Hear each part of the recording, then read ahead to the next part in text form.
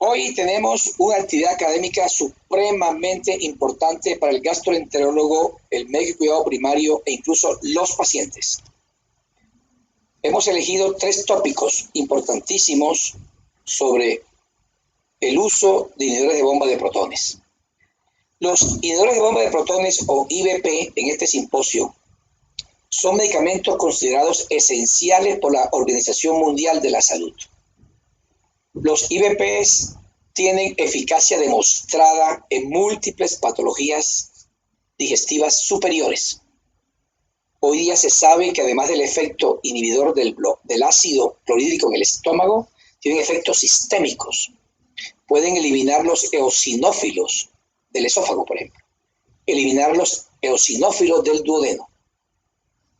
Son medicamentos que están en el top. Es el número 1 de las prescripciones de gastroenterología. Sin embargo, hay indicaciones en las cuales no se están utilizando y otras en las cuales no están indicados. Por ejemplo, no está indicado utilizar inhibidores de bomba de protones para todos los dolores abdominales. Tampoco está indicado cuando un paciente consume múltiples medicamentos para patologías sistémicas. Para los pacientes polimedicados no está indicado utilizar inhibidores de bomba de protones. No está indicado en pacientes hospitalizados en la sala general de medicina interna. No está indicado. La gente los compra sin ninguna formulación médica y no le importa tomarlo de esa manera.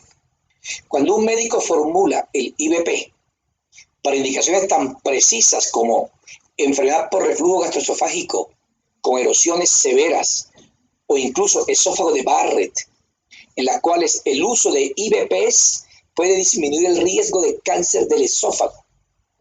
Cuando los pacientes lo toman con esas prescripciones absolutamente correctas, el paciente viene temeroso a la consulta diciendo que le han dicho que el IBP daña los riñones, produce demencia, da infarto, da cáncer, múltiples cosas. Pero cuando él los toma sin formularlo, no hace daño.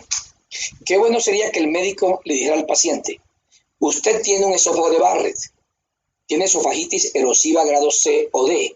El IBP va a evitar que usted tenga en el futuro complicaciones graves, incluidos el cáncer. Y hasta ahora no hay evidencia publicada sobre que el IBP tenga esos daños que dice la prensa, que dicen los memes y que dice la internet. Hoy se han elegido 3 temas, justamente porque en la consulta de la semana pasada los pacientes tenían ciertas inquietudes.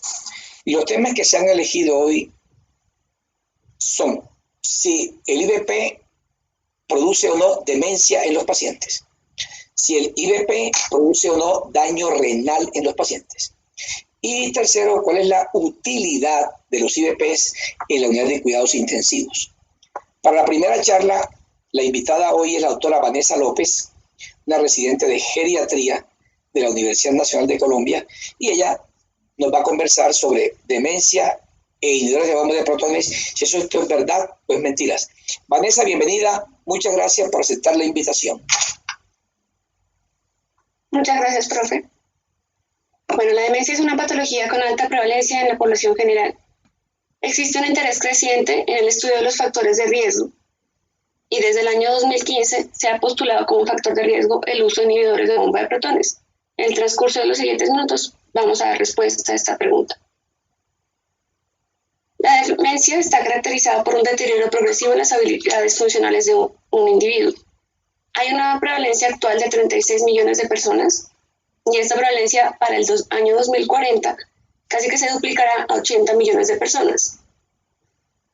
Teniendo en cuenta las dificultades en el tratamiento, el poco impacto que tiene el tratamiento en la progresión de la enfermedad, se recae un interés específico en el estudio de los factores de riesgo. Dentro de varios medicamentos relacionados con el desarrollo de demencia se ha postulado los inhibidores de bomba de protones. ¿De dónde sale esta pregunta? Teniendo en cuenta que 1 de cada 5 personas en el mundo tiene formulado un inhibidor de bomba de protones, y se ha estimado que aproximadamente el 40 o el 50%, es decir, casi la mitad de esos pacientes tienen un uso inapropiado, por un tiempo no indicado, y si se evalúan las indicaciones para la formulación o la prescripción de este medicamento, pues son las conocidas y aceptadas. ¿De dónde sale esta inquietud? ¿De dónde proviene? En el año 2015, en este estudio alemán, realizado de forma, es un estudio observacional, se reportó una incidencia de 44% de demencia en individuos que estaban en tratamiento con inhibidores de bomba de protones. A partir de este estudio, le subsiguieron otros estudios también observacionales, hablando del riesgo de demencia en otras poblaciones, en poblaciones asiáticas, otros también realizados en población alemana. Sin embargo, los resultados de esos estudios fueron discordantes. Se han propuesto varios mecanismos, o entre los mecanismos propuestos por estos estudios para determinar la asociación entre bomba de protones, inhibidores de bomba de protones y demencia, se han propuesto esos 3 mecanismos. Uno, que los inhibidores de bomba de protones pueden aumentar el depósito de placas beta-amiloide en el cerebro a través de un mecanismo inhibitorio que promueve la beta-secretasa, que es una enzima que provoca un aumento de las placas beta-amiloide en el cerebro.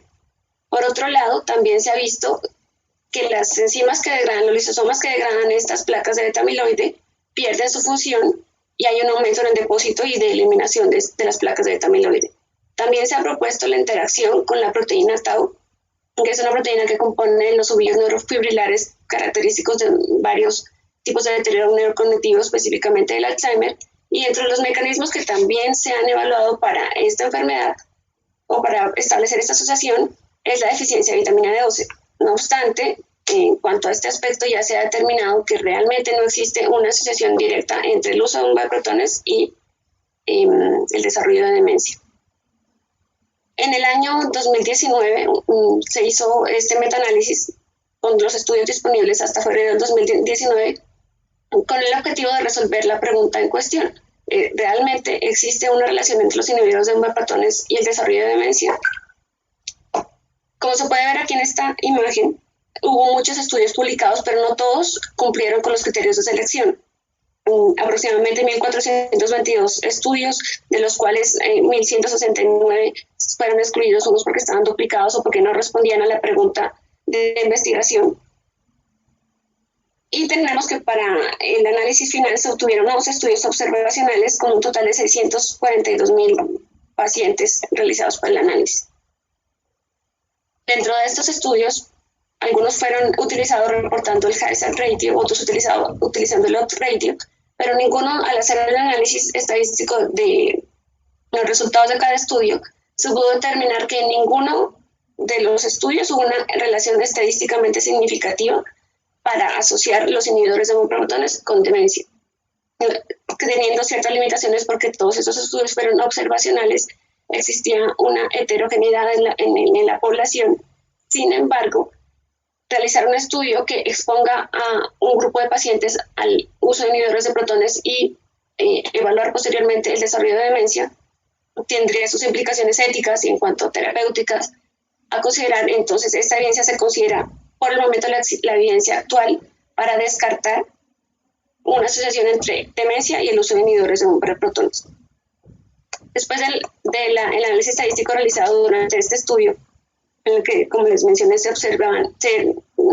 registraron unos estudios observacionales, el hazard ratio para todas las causas fue 1.1 y para específicamente, porque hubo algunos estudios que evaluaron no todos los tipos de demencia, sino específicamente la enfermedad de Alzheimer, fue 1.06, pero el intervalo de confianza estaba entre 0.72 y 1.5, es decir, incluía el número 1, lo cual le resta validez a este resultado. En cuanto al odds ratio, para todas las casos de demencia, en estudios que reportaron odds ratio no hubo una determinación, un estudio específico sobre los tipos de demencia. El resultado fue de 1.03 y también con el intervalo de confianza entre 0.8 y 1.25, lo que nos brinda una interpretación similar a la interpretación anterior. Entonces, la respuesta a la pregunta si los inhibidores de bomba de protones están asociados con demencia, se puede responder es que en la evidencia actual disponible desde los estudios, desde el primer estudio publicado en el 2015, nos permite concluir que no hay una evidencia que asocie el uso de inhibidores de bomba de protones con los trastornos neurocognitivos. 1. Continuando con el simposio programado para el día de hoy sobre algunos tópicos selectos o seleccionados con respecto al uso de IBPs, la próxima conferencia está a cargo de Andrés Felipe Linares. Andrés es un médico interno de la Universidad Nacional de Colombia que está rotando de manera especial por gastroenterología. Y su conferencia será sobre inhibidores de bomba de protones y daño renal, sí o no. Es un tema absolutamente importante para todos los médicos. Bienvenido, Andrés, y gracias por aceptar la invitación. Muchas gracias por la presentación, profe. Vamos a iniciar con la presentación de inhibidores de bomba de protones y daño renal, sí o no. Los inhibidores de bomba de protones son los medicamentos más prescritos en gastroenterología. Se ha establecido un mayor uso en pacientes con enfermedad renal con un 36% comparado con un 6% de la población general.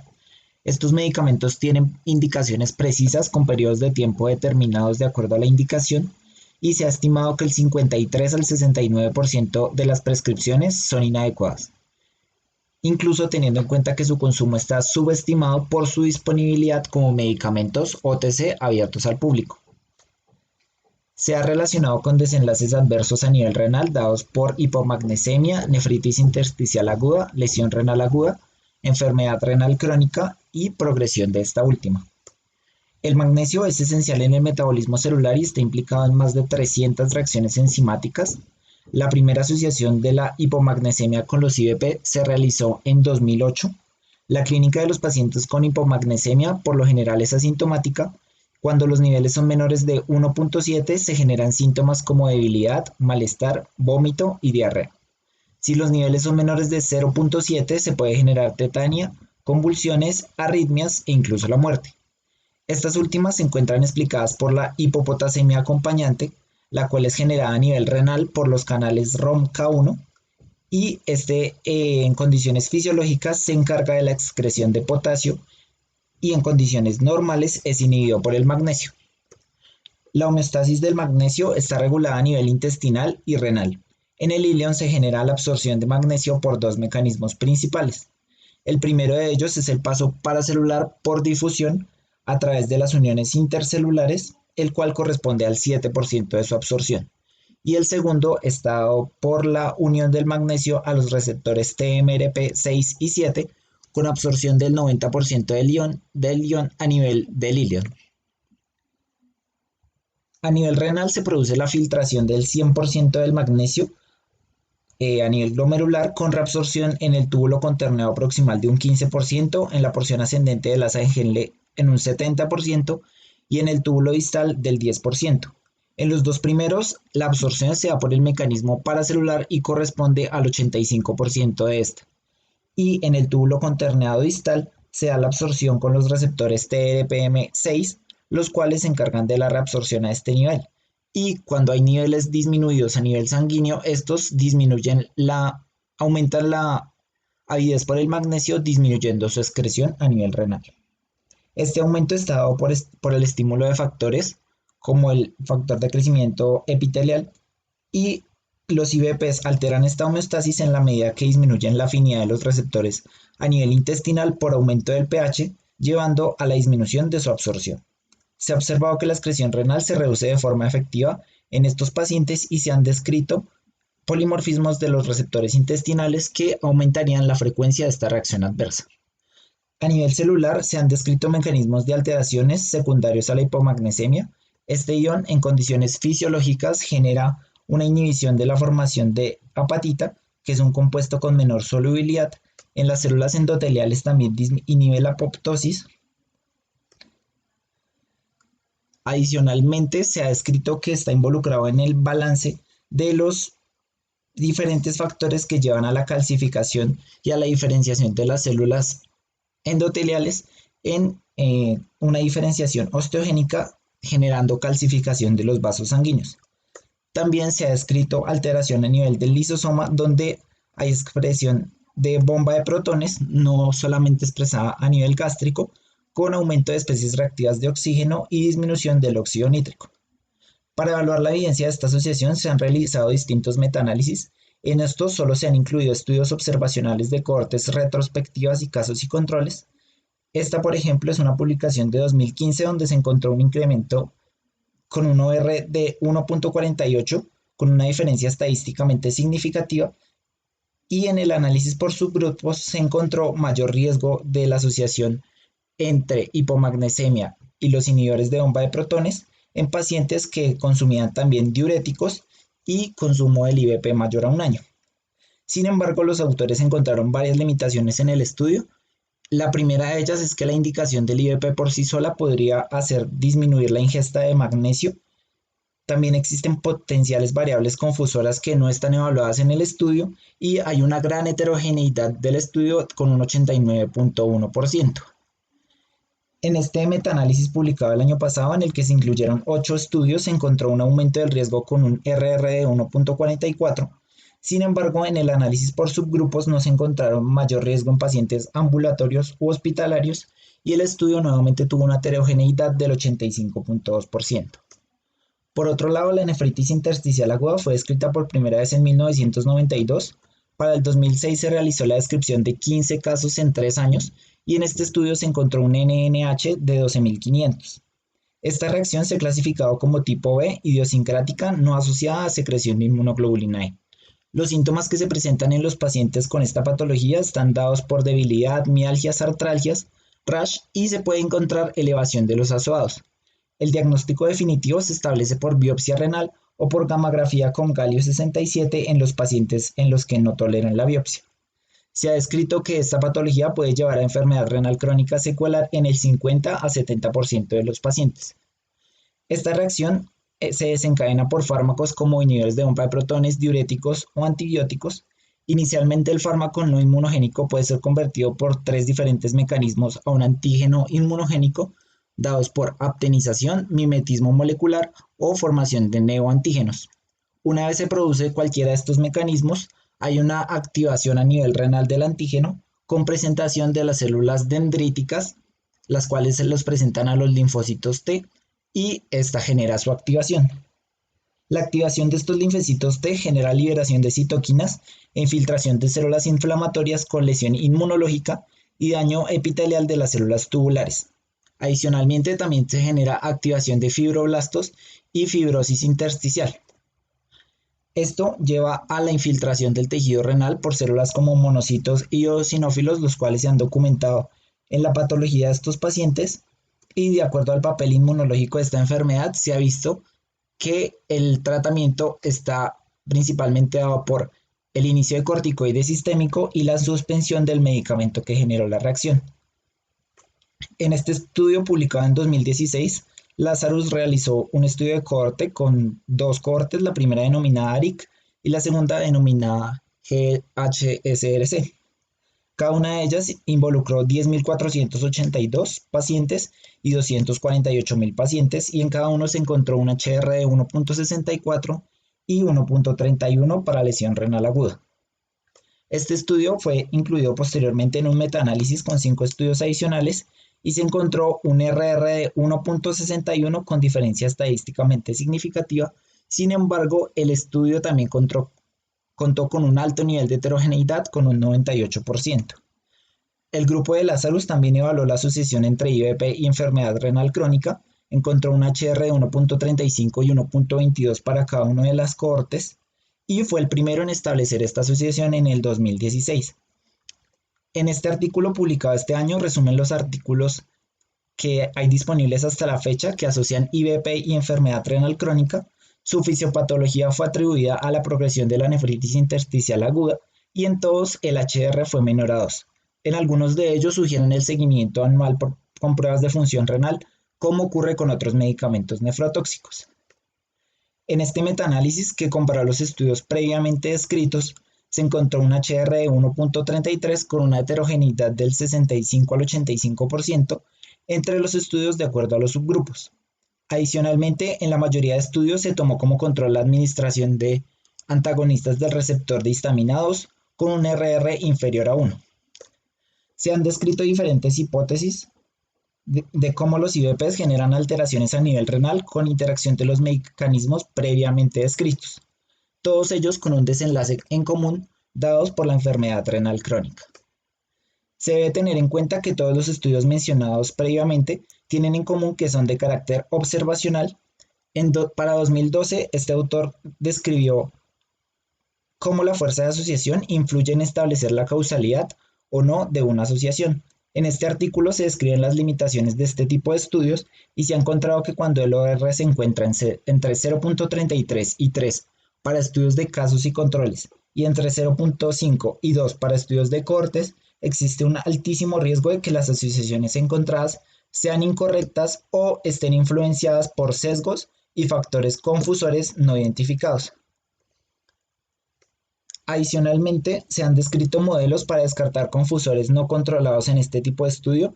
Este corresponde al modelo de descarte y en esta gráfica el eje X representa el HR para el potencial confusor y el eje Y representa el OR entre el confusor y el inhibidor de bomba de protones. Al realizar este análisis se estableció que el HR de la asociación debería ser mayor a 2 para que la asociación explique completamente la relación entre el inhibidor de bomba de protones y la disminución de la tasa de filtración glomerular. Sin embargo, en este estudio se encontró que ninguno de los previamente descritos alcanzó un HR por encima de 2 y la mediana fue de 1.22. Bradford y Hill propuso 9 criterios en 1965 para evaluar la causalidad de estudios observacionales comparado con únicamente asociación.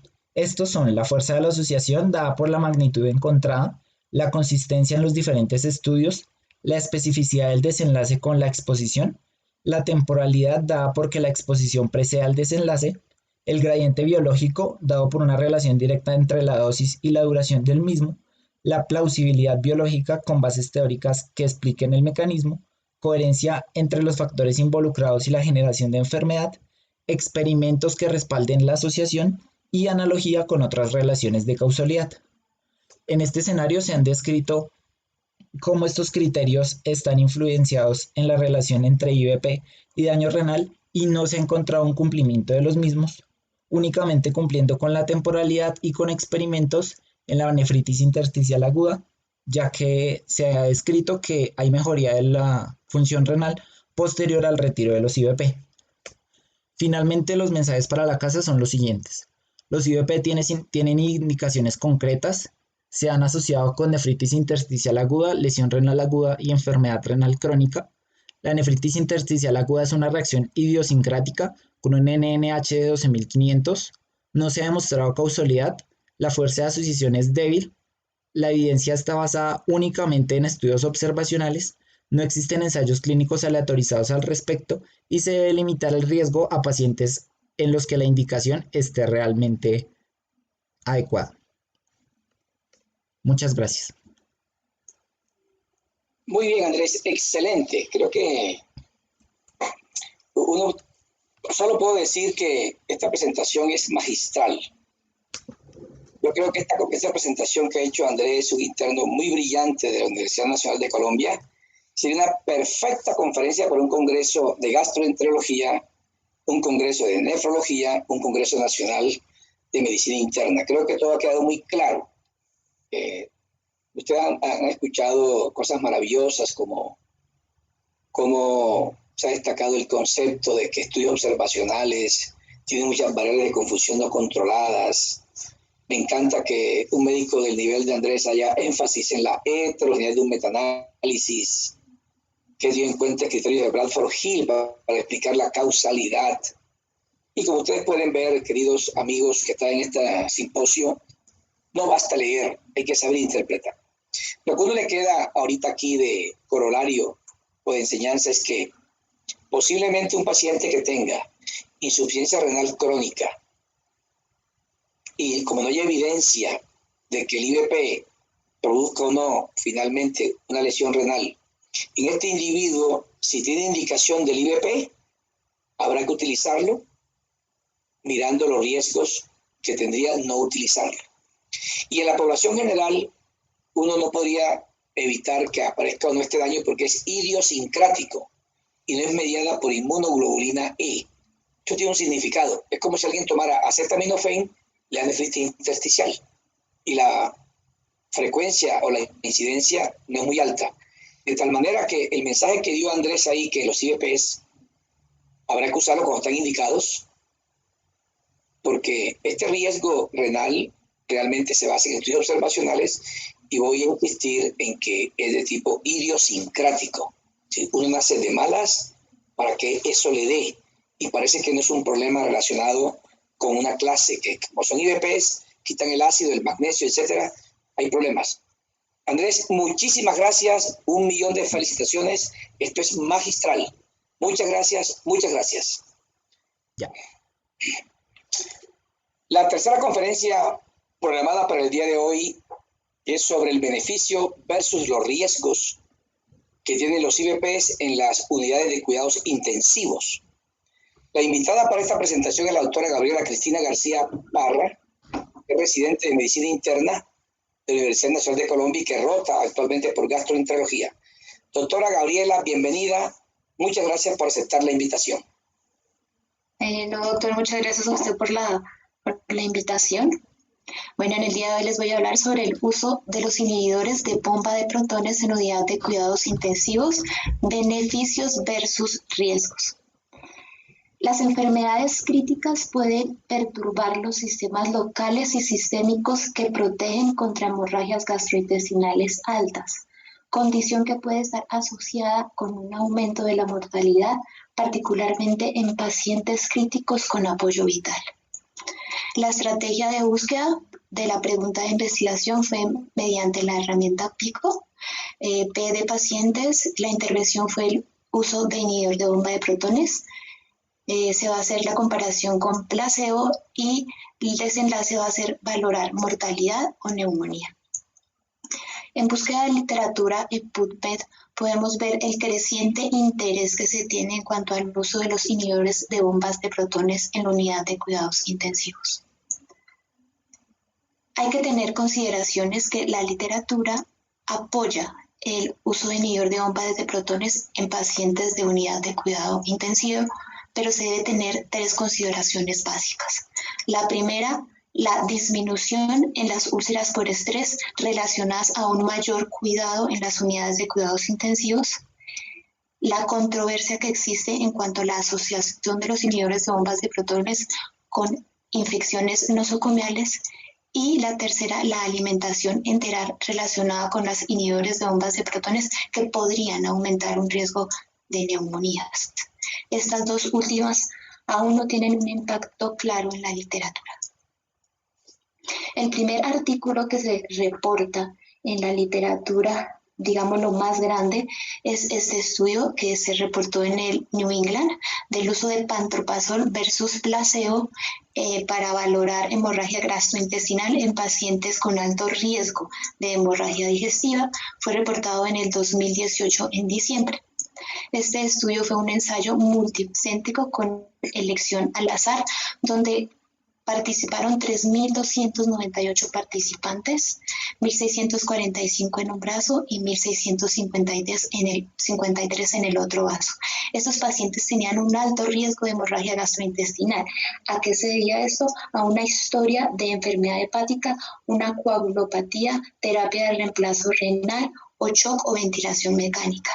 A un grupo se le aplicó placebo y al otro grupo pantoprazol endovenoso 40 miligramos día. En cuanto a los desenlaces primarios, se valoró mortalidad con una, digámoslo, reporte muy similar en los 2 grupos, pantoprazol de 31% y placebo 30%. Y en cuanto a desenlaces secundarios, hubo un favoritismo en cuanto al inhibidor de bomba de protones en cuanto a protección para desarrollar hemorragia digestiva. Este estudio, digamos, tuvo muchas controversias, dado que no se pudo obtener un poder estadístico significativo para los eventos hemorrágicos, y posteriormente se hizo un análisis post-hoc para valorar si en verdad podría haberse una relación de mortalidad con los pacientes con uso de pantoprazol al año, pero estos datos eran completamente erróneos y se necesitó de mayores investigaciones para sacar una conclusión más firme. Este otro estudio que se reporta en la literatura en el 2017 es un metaanálisis en red que reúne 57 ensayos, pero no se incluye el primer ensayo descrito, y reporta una significancia muy similar, un favoritismo del inhibidor de bomba de protones versus placebo para proteger con hemorragias intestinales o úlceras por estrés, con un OR de 0.24. Pero no hubo un impacto en cuanto a mortalidad. Aquí se reporta también en la literatura en enero del 2020 un metaanálisis que reúne 72 ensayos con 12.600 participantes que reporta un hallazgo muy similar a los anteriores.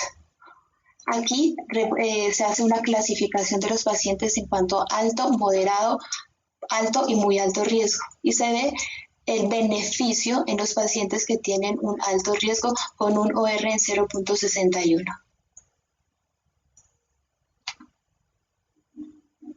Y en cuanto a neumonía se ve un riesgo con un OR de 1.39 para los pacientes que usan inhibidor de bombas de protones. Pero igual que los anteriores estudios, no se evidencia un reporte en cuanto a impacto en mortalidad. En cuanto a las conclusiones de este estudio, se llega a la conclusión que los pacientes críticamente enfermos son los que se benefician del inhibidor de bombas de protones, mientras que los pacientes con bajo riesgo no tienen un verdadero impacto.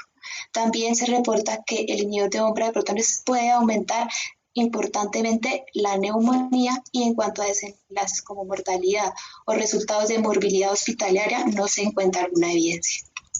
Para describir qué es alto riesgo, debemos clasificar a los pacientes en dos grupos: criterios mayores y criterios menores. ¿Qué son criterios mayores para darle a un paciente de UCI inhibidor de bomba de protones? Un paciente que tenga plaquetas menores de 55, un INR mayor de 1.5, un PT 2 veces mayor al valor control. Y también se considera alto riesgo un paciente que tiene una ventilación mecánica por más de 48 horas, una historia de úlcera gástrica o hemorragia en el último año, un paciente con una lesión cerebral traumática a nivel cerebral o a nivel cervical, o una lesión por quemadura. Y también se tiene que tener en cuenta criterios menores, que pueden ser uno o dos de los siguientes: sepsis, unidad de cuidados o permanencia en unidad de cuidados intensivos por una semana, hemorragia digestiva oculta durante los últimos 6 o más días, tratamiento con glucocorticoides o uso de agentes antiinflamatorios o antiinflamatorios no esteroideos. En cuanto a mensajes para la casa, no todos los pacientes que ingresan a unidad de cuidados intensivos se benefician del inhibidor de bomba de protones. Los beneficios en cuanto a la profilaxis tienen que ser en pacientes con alto riesgo, y definir un paciente con alto riesgo es individualizarlo y seguir los criterios descritos. Se puede asociar casos de neumonía con inhibidor de bombas de protones, pero el riesgo alto justifica la profilaxis y el impacto de mortalidad aún no está claro. Muchas gracias. Muy bien, muchas gracias. Me parece que ha sido una magnífica presentación, Gabriela. No la quite, Gabriela, por favor. Muchas gracias a todos ustedes, doctor, en el día de hoy. Creo que hemos aprendido mucho. Los IVPs en la UCI, cuando están indicados, habrá que utilizarlos. Es obvio comprender que el IVP no influye en la mortalidad, porque esa mortalidad depende de la patología de base. Y el IVP no modifica la patología de base, eso es clarísimo.